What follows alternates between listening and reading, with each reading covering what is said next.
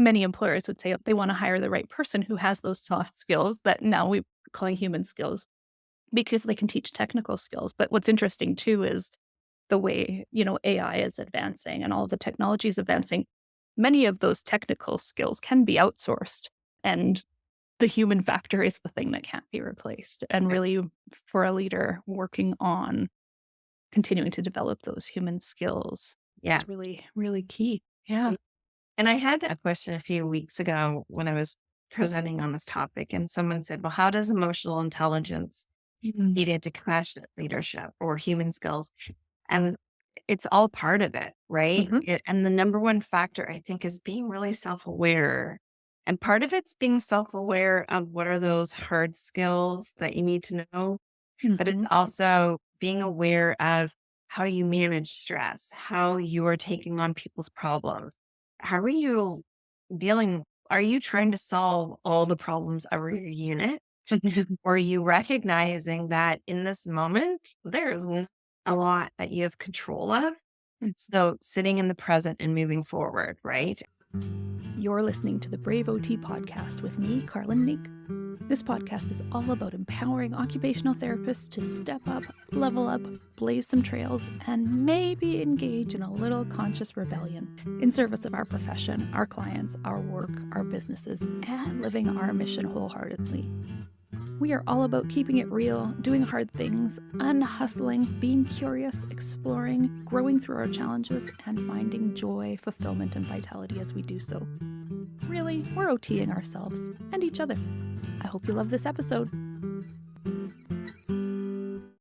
I'm really excited to share this conversation with you today.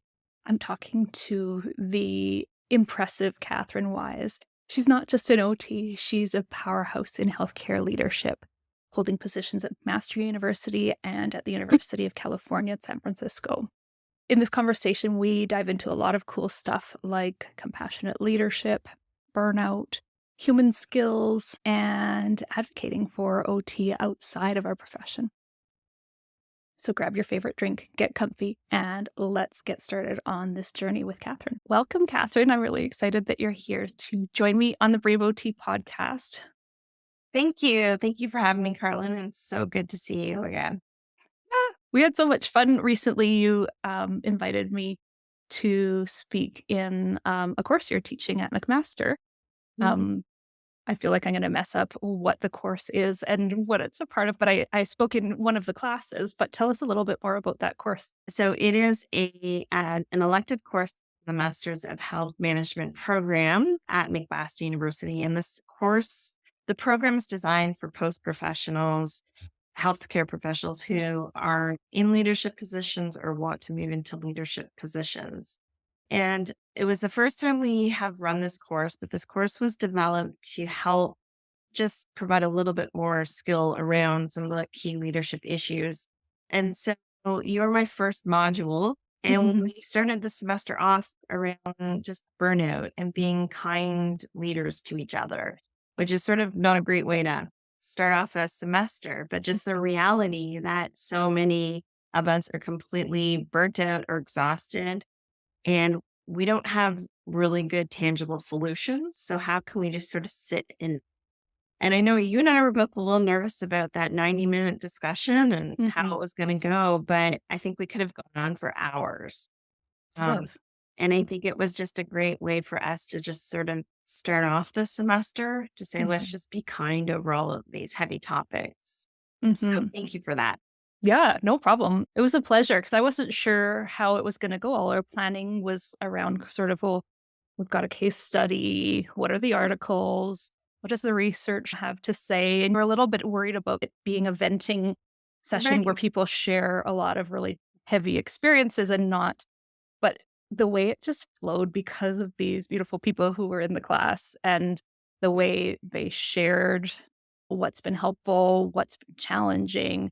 It seemed almost cathartic for people. Like I didn't expect it to go that way. And it was lovely. Yes, yes. And I think that, it creates this place to be safe with each other. And I think most of all, brave, right? I mean, the leadership literature in the last couple of years speaks a lot about more of those skills, those human skills. And I think that we're starting to see people just want to talk about it in a space where like, yeah, I have been feeling that way, and we could talk about budgets and we could talk about FTEs, but I need to talk about the fact that like, I don't know how to handle the fact that I don't have anyone to hire. Yeah. And the Yeah. volume of work is still there. And so I was taken back by it in terms of Mhm. just the feedback and the thoughts around it. Mhm. 'Cause you do feel when you're the leader, you're not supposed to share a struggle. You're supposed to hold it Mhm. strong for everybody else, right? And so to be brave and vulnerable and still maintain being an effective leader is really tricky. It is. It Yeah. is. And a lot of those in that class, and even when I speak to OTs that are in leadership positions, we're really quick to wear our health professional lens and want to solve problems or help people solve problems. Yeah. And this is very different. This is very much about sitting in the uncomfortable spot of maybe not being able to solve anything. Mhm. And how do you still continue to move forward? Yeah. Yeah. Indeed. We're not going to solve all of the factors. It's good to be aware of the factors that Mhm. contribute to burnout. And Yes. maybe we could talk a little bit about those, but being able to know that as a middle management individual, you only have so much, well, really at any level of leadership, right? You only have so much power to impact the factors that contribute to burnout, and so much in that human experience is being able to validate and support people with where they are. And I think what one of the reasons you brought me in for that is because I do a lot with acceptance and commitment therapy, and we actually didn't really talk a lot about ACT No. in that day, but that theme of being able to accept what is, Yes. um, be with difficult experiences, that's very act like. And so we did act without Yeah. even talking about act. Yeah. Yeah. No, and I think that was pretty critical later that night, and I think one thing that OTs who are in leadership positions, we talk about OTs like we can be leaders, but let's zoom into what we're talking about when we're doing leadership. And I think one thing we're very good at in anything we do is task analysis. And Mhm. I think that task analysis in these leadership types of situations is critical, is really breaking down what's going on. What are the key issues? And circling those things that you have no control over and learning how to sit in that and accepting it and having some self-compassion towards that piece and some compassion to your employees in that situation? And then are there things that you can work? Are there things that you can cross off that list that's creating this feeling of overwhelm? And so I think that's sort of our unique skill that we could bring to it to help Mhm. get our teams and through those times. Yeah, absolutely. So what does actually, maybe let's start with some of the factors. I didn't bring up a list of all of the factors that contribute to burnout, but let's talk about some of them that we know. All right. Where do we where do we start? Where do we start? I was thinking about one of the familiar OT models that was coming up when we were looking through the articles. It wasn't necessarily coming up overtly in the articles, but that burnout is multifactorial. There's person factors. There are individuals who, due to various circumstances, are going to be more prone to burnout. And it used to be that I think the WHO definition of burnout still really heavily focuses on the person who has these Mhm. things, that it's a person problem. But we know that the environment and the occupation, all of those things have. And so when we were finding all of those factors, they were falling into all of those areas, could be classified as those. And so environmental factors, person factors, and the types of work, the workload, the way we're doing the work, the demands, those types of things. Yes, definitely. I mean, I think that when we do look at those factors that are contributing, PEO is really, you can, like you said, you could fit them all in there. I think where the discussion has changed in the last year has been the focus on it being more of a systems related issue versus a person. So in the past, we would have said, to somebody, oh, I think you might need time off, and not really looking at the underlying issues and assuming that they're burnt out due to external factors or the pizza party on Fridays. So, like, to build some morale, I'm going to give everyone a pizza party on a Friday and everything will be great. In the last 6 months, at least, people have changed this discussion to say this isn't it anymore. It's this greater work environment with what's going on. Yes, there's individual levels and there's different ways different personalities and values that people bring. But let's look at this greater system of the work itself and what's going on there. And a lot of discussion about co-creation, right? And that's one thing OTs do, right? We work with our clients to create a goal or work with clients. And that's something that we're starting to see in the industries, that co-creation of these workplace solutions. Some things, yes, you can change tomorrow. Other things you can't because of union rules or whatnot.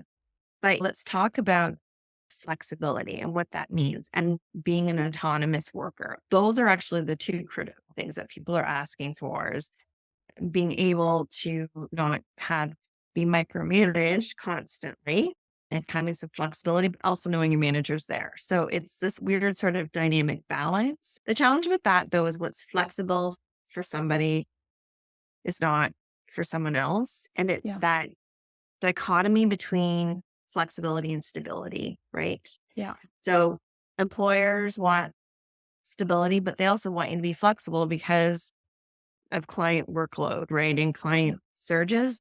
And then employees want to have flexibility in their scheduling for their personal lives, but they also want to have a stable paycheck. Mhm. So it's this constant battle between employer-employee relations in that regard. Yeah, that makes a lot of sense. The I definitely can relate. I worked for our provincial healthcare system here for a few years. I started out in a private business, not my own, then went to home care for a few years and was planning to stay in home care actually till my kids were in school full time. And there was a switch that took away some really important flexibility for me. And I was like, oh, I guess I'm out. Time to start my private practice now. And it was a really simple thing where I was able to start my work from home, take the Mhm. kids to the day home, take a half-hour break at the start and end of the day and a half hour in the middle of the day, and pick my kids up from childcare at a reasonable hour, still get all my work done.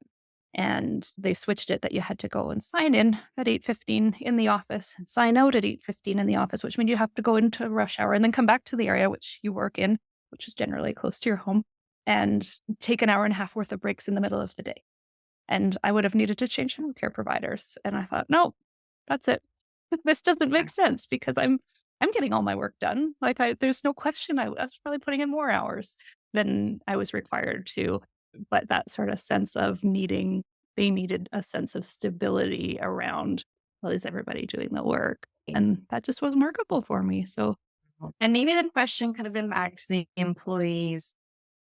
This is what we're seeing or sensing. So can you help us figure out a solution to ensure that everyone is starting at 8:15, right? And that you're present, right? We want to make sure that you're around, but what could we do and see what kind of solutions we get? And, I'm sure some employees would be like, well, I don't want to be like babysat or whatnot. But there's also the reality that it's publicly funded dollars, trying to make sure that we're being accountable yeah, and fair to absolutely. all, because there are some people that would be there at 8:15. So is it fair to all? And those are sort of the things when teams feel that there is not fairness, Mhm. then that's when there can be lead to some animosity and burnout. And Uh, that's actually what happened on the team, that people started more so working to rule than, being flexible as they had been. That was years ago, but co-creation, right? Being able to work with the worker group and understand how to solve the problem, right. would have And been. that's a tough conversation because Yeah, it's not, how to work with that worker group doesn't mean if you ask for feedback, you have to be prepared to how to handle feedback. And yeah, I see this all the time. And I was just speaking to a group last week and we spent like 15 minutes on this.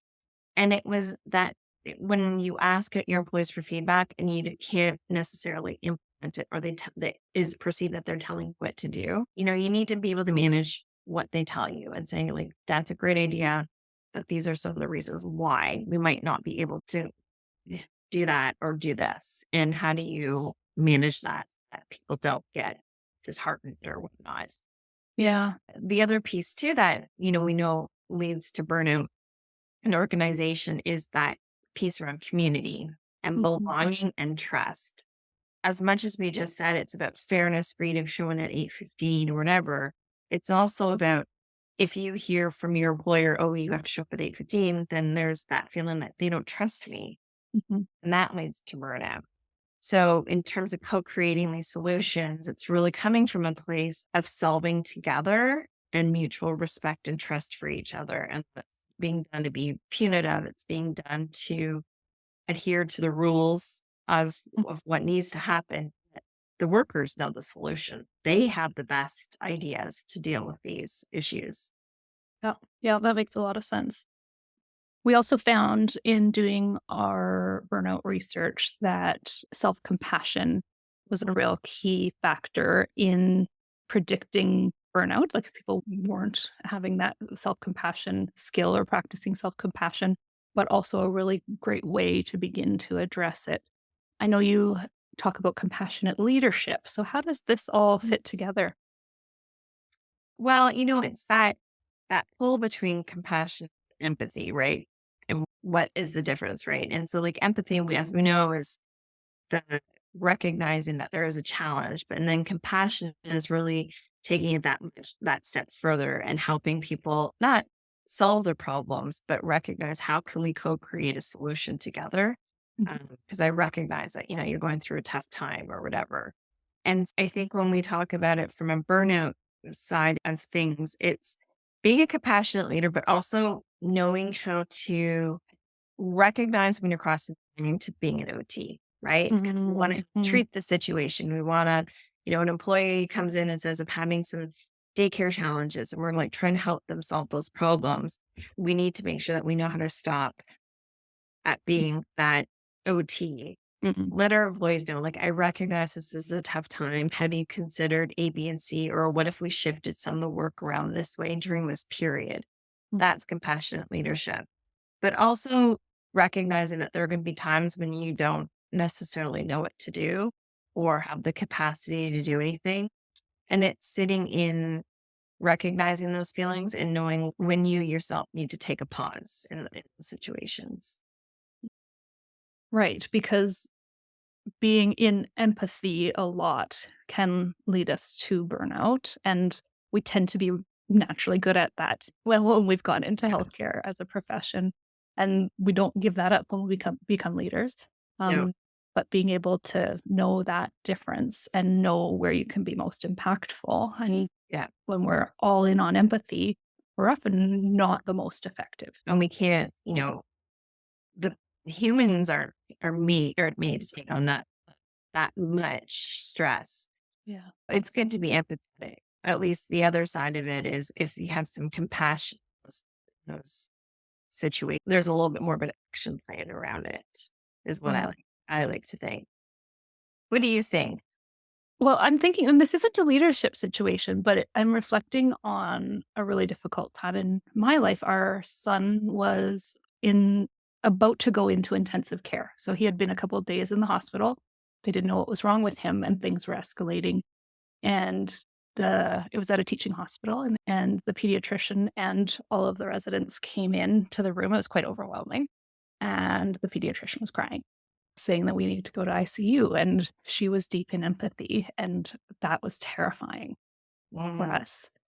I remember feeling appreciation for the compassion, but I think I needed from her as the leader in the situation to demonstrate leadership more than empathy, I think, in that moment, like, compassionate leadership. Like, I appreciated the compassion, but it was a bit overwhelming that I saw that much emotion. yes. Yeah. And it's about how you can be a caring individual in that Yeah. situation. It must have been really scary. Yep. And I agree. You want to know that the person cares, because the opposite of that is someone that is stone faced and saying this what Totally. to do, right? And Yep. that would be more those dictator leadership styles, or Yes. authoritarian type of Yes. leadership styles. And so the work of Hugard and Carter have really started to look at what are these compassionate leadership styles, Mm. and they talk a lot about in the framework of caring. And so there's four real areas in terms of how we look at compassionate leadership, and the way that they've sort of framed it off in four areas. So there's like a caring presence, right? Is sort of be here now, like as a leader, I feel with you, and helping have a discussion with somebody about a situation, and in this situation, just saying like, I hear you. This could potentially be the next route for your son. Or, if someone's upset with you, just saying, I hear you. I hear there's a problem. The other piece too, they talk about sharing courage. Mm. And that's where courage over comfort, where as a leader, you're really wanting to support and develop others. You might want to go to that uncomfortable spot. So you're providing some compassion in terms of the situation, but you're also maybe challenging someone on a solution. That's a Mm. tough conversation. So Mhm. could be like, maybe, you need to take some time off, or maybe we need to do something different in the situation. And then there's the one where it's really, this one's a hard one, is caring candor, right? Where you can listen, you can be open to compassion in a person's situation, but you're really kind and direct, right? And that's probably, in that situation, would have probably been the best, where it's like, Mhm. I'm here, but this is what we're doing, and that we're doing it now, right? Yeah. Yeah. And then the fourth area where they've divided it into sort of the four frameworks is caring transparency. So treating people as adults, treat people with humility, and then also encouraging your teams to have dissent, right? So that there is some discussion, there could be some disagreement, but having open dialogue around it, so that we hear this often. If people are saying, why did that person get promoted and not me? Yeah. It's having this open dialogue and transparency to say, I feel you. I know that's really, really frustrating, but this is the reasons why, and letting people maybe disagree and have a bit of a back Mhm. and forth dialogue. Yep. That's really neat. Can you say what the source of that is again? It's and that fantastic book. I'll lean over to grab it. Mhm. It is called Compassionate Leadership, and Okay. it's by Hugard and Carter, Okay. and um, how to do hard things in a human way. And it's Okay. really just a discussion on being that compassionate leader, having these tough conversations, but that there are sort of like four main buckets in terms of how we can be a caring leader, Okay. and still protect ourselves in that moment. And, Yeah. there's four real main areas of it. Okay. That makes sense. I'll put a link to the book Yeah. in the show notes. So what are you doing these days? I know you have a few different hats. How Mhm. are you supporting other leaders? What are your roles? Great. Well, the one area, my main role is as an assistant clinical professor at a university in the US. And also, I am an adjunct at McMaster University in their Master's in Health Management program. When I'm not doing all that, my real passion is also to help support future or current leaders. And it's coming in the way of doing either keynotes or doing workshops with groups of leaders, and lunch and learns, and on various topics, and just sort of being that outside leadership development person that employees can engage with without it being like the HR department or whatnot. And lately, a lot of my focus has been on OTs, recognizing that we talk a lot about leadership from a very zoomed out perspective, which is fantastic. We all need to Yep. talk about what leadership is, and we have to be a leader. But what I have found in the last few years is that we're missing some of the conversations in terms of like, okay, but what do I do? Mm. Know the what we do, we know why we do it, but Mhm. how do you do it? Mm. Right. And I think it's just this dialogue of like, how do I have this tough conversation? How do I deal with not having enough staff? And I don't have the answers, No, but it's more I can pull in what my experience of working with every single health professional known around the world and the literature and put it together and provide some guidance for people to find their solutions. And also just to have a dialogue. And what's really exciting is in the coming months, we will be recruiting for a study. Dr. Andrea Duncan and myself, Dr. Andrea Duncan from the University of Toronto, we will be researching and investigating the leadership competencies of OTs who have just recently transitioned to a leadership position and looking at it from a community of practice. So, meeting with these OTs and sort of understanding not only the experiences, but what are some of the skills that they feel that they needed to help with that transition.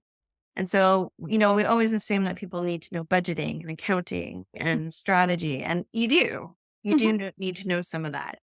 But if there's anything that the pandemic has taught us in the last couple of years is more of those human skills. And I say human skills because I heard Adam Grant and Simon Sinek talk about soft skills and then they changed it to human skills. And I think that's a better description. Mhm. Soft really dismisses it, the importance of it. And what we're Yep. talking about and what we've talked about for the last half hour is human skills and Yep. leadership, right? And sort of Yep. like, how do you have these tough conversations? How do you be compassionate and how do you be empathetic without it taking over your life and burning you out as a leader? And you know what? Many employers would say they wanna hire the right person who has those soft skills that now we're calling human skills because they can teach technical skills. But what's interesting too is the way AI is advancing and all the technology is advancing. Many of those technical skills can be outsourced, and the human factor is the thing that can't be replaced. And Yeah. really, for a leader working on continuing to develop those human skills Yeah. is really, really key. Yeah. And I had a question a few weeks ago when I was presenting on this topic, and someone said, well, how does emotional intelligence Mhm. feed into compassionate leadership or human skills?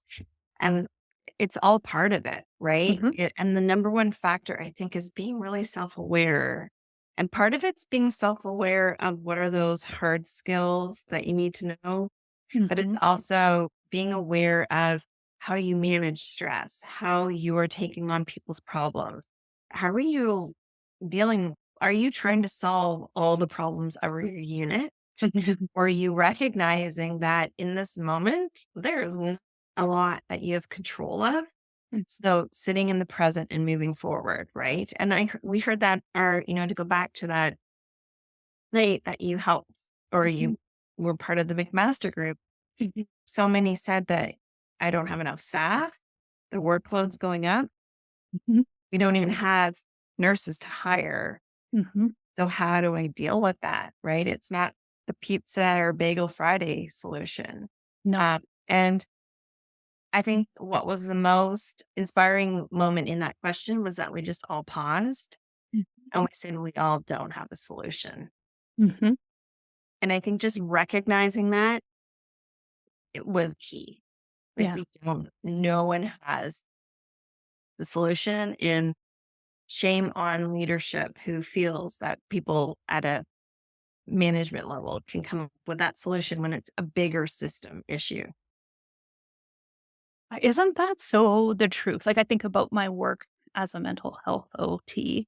It's that most powerful thing to fully see somebody Mhm. and be witness to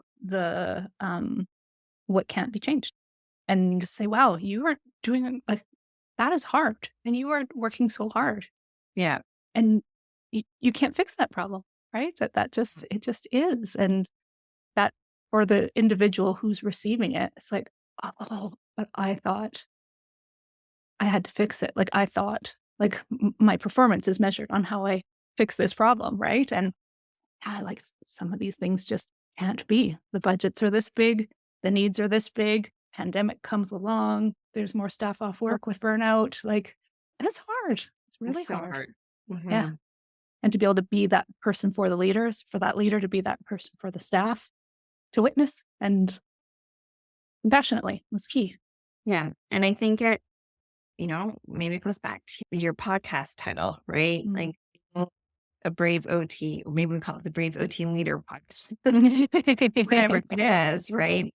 But it's being brave enough to have these tough conversations, and also the tough conversation to acknowledge, cannot fix this.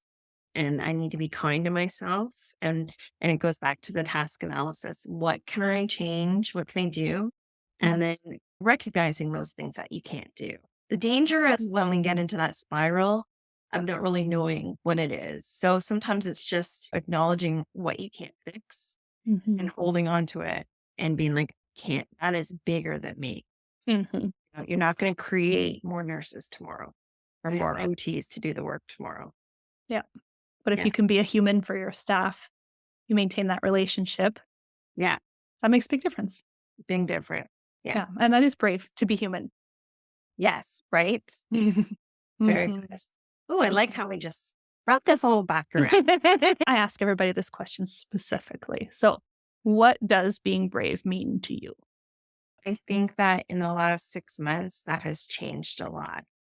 And I think being brave is about having conversations that are very uncomfortable, but creating a safe space for it and not shying away from those tough conversations, whether it be with my students or employers or with other people, but being comfortable to have these conversations. And that's where I feel in the last 6 months, that's what brave has meant to me. But I've had to figure out, what does safe space mean for me? How do I have these conversations? And what is my comfort around them? And how do I work through some of my fears? And you can have uncomfortable conversations, or you can have paralyzing conversations. And uncomfortable is good. That means you're doing work. If you're paralyzed and you have extreme anxiety over these tough conversations, then you need to sit in creating that space there before you can have those conversations. And I think that's where I was. I was paralyzed before, but now I'm in the space where I'm like, okay, this is uncomfortable, and I can sit with this uncomfortable. Right. And recognize that uncomfortable is part of the process. Yeah. The right size of uncomfortable. Yeah. What's something brave you've done recently? Ooh.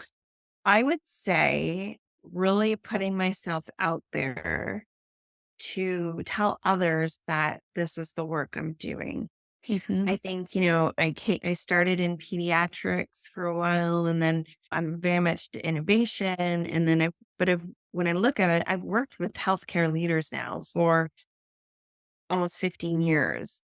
And it's really recognized that that's a passion of mine, and that I really just want to engage in dialogue with others. And everyone has different style and approach, but my approach is authentic and really just trying to have us have these conversations, change these conversations. And this has been my tagline the last week, is why not OT? Right. I think OTs are very good at saying, look how great we are. We can do this work. We can be leaders. Let's be leaders, and you can be a leader. But we talk a lot about ourselves. But what if we flipped it and we say to our outside group, well, why not us? Why not? And let someone else explain why not OT. Why are we always in this position of showing what we can do? Right. So it happened at a conference last week, and I just thought, well, why not OT? Because we're constantly just telling each other our value, and that's danger. Totally. So, yes, you and I've had that. Yeah. And so a lot of my work, even though this is an OT podcast, has been brave to step out. And I sit and talk with nurses. I talk with physicians. I talk with pharmacists. I talk to other health professions. Yeah. And I learn their language. Yeah. And I try to see, everyone says holistic, right? Everyone's holistic, to be quite honest. So I've stopped using that term to describe OT's value. Yeah. Yes. I love that. And we've had a few conversations about that. And Leslie Garcia, I've shared with you too, that she does this too, where she's like, we need to all stop talking to the same people, and we need to turn outward and talk to more non-OTs, but we get into this loop of, but we understand each other. It's the only place we feel fully Comfort. understood. Yeah. Yeah. Yeah. That's It, really, really good. it's a comfort zone. Yeah. Mhm. Mhm. How would you like to see OTs get a little bit more brave in the coming years? Or about, is there a particular topic you'd like to see them get a little more brave about coming years? That's a really good question. I would like us to, you really stumped me. I should start sending these questions out in You advance. should. The reality is that OT is in a bit of a crossroads where, there's many people that do what we do who are Mhm. OTs and they're not, we say they're not properly trained. Mhm. And I think it's important for us to understand other perspectives and other professions in that piece. And I think what, as OTs, we need to be brave about is maybe redefine or modernize our value and maybe not use our language to be so OT focused. We do a great job at saying it like occupation and engagement, but what does that mean to the greater, broader community? That's not their lingo. And that's where we lose people. Like when we say, oh, we're great because we focus on occupation. But what does that mean to an outsider? And I think as brave OTs, we need to figure out how to stay true to our roots and who we are, Mhm. but also modernize our lingo Mhm. to reflect the population at large. Because, social media, there's always going to be someone that says a term that we do. And because they have more followers or they're great communicators, they're able to market themselves. And kudos to them. But I think as OTs, we need to have some brave discussions as a profession Mhm. on how we describe our value and make sure that it's consumer client focused and not necessarily OT focused. Mhm. Do you have a way that you describe OT to others that feels solid for you? Like, What do I say about OT? I say to everyone is, um, well, it's really funny. I had a presentation last week to a group of non OTs, and I ended the presentation and said, these are my restoring occupations. And I had a picture about everything I like to do. And I mhm, said, I'm going to use OT lingo because this is where I come from. And occupations is anything I do in my day. Right. mhm. And I had so many ahas. They're like, really? And these are all healthcare professionals. And Wow. so I really truly just say that, occupational therapy is really just helping people get into any sort of activity or daily life event that they want to do and help people get there. So that's the role of parenting. What is involved in parenting and an occupational therapist can help that person, achieve to be the best parent they want to be. I Yeah. love that, and it's not disability focused the way you've described it. No, no. And I think that's an area I'm really proud of with OT where we've shifted. But I also think that's a reflection of us moving away from such a traditional medical model and focus on habilitation, not rehabilitation, right? Rehabilitation is one piece of what OTs do, right? I think we need to say, we're in habilitation about living, Mm, right? And so I don't care who you are in the world. Everybody needs an OT. My girlfriend, who's a librarian, says it all the time. She'll just mhm. text me something out of the blue, like, you have any suggestions for this? I'm like, yeah, here, try this. And And so I think that's another piece to a brave conversation, right? Mhm. Our courses in OT sometimes say rehab, rehab, rehab. And it's like, but are we always doing rehab? No, No. we're doing other things. And Yeah. so we have to have these, when we look at our competencies, we have to think, okay, are they broad enough to hit all areas, but specific enough that they make sense to the common mind? Sometimes if we're too abstract, we lose Yeah. people. We do. We Mhm. definitely do. I love it when I'm working with a client and they say, "Oh my god, everybody needs an OT." That always makes I me feel know. like I've done my job. I I've know. done my Well, job. I always take it further when I knew my brother was in love with my sister-in-law when he could describe OT when I was he married a classmate. And I always say, like, you always know when you found your partner in Yeah. life, partner in general, when that partner can describe OT. You're like, what? You must be with an OT. That's wonderful. So, if people would like to reach out to you to engage you in some leadership conversations, whether those are presentations or keynotes or lunch and learns, how can they reach you? I can give you they can reach me on LinkedIn, Okay. and I give you my LinkedIn and also my Instagram account, the Leadership Spot. And the spot stands for speech, OT, and physical therapy. And then also by email and I'll at Kathryn at Kathryn-wise.com, and I'll provide you with those links. Perfect. I'll put those in the descriptions. Any last words?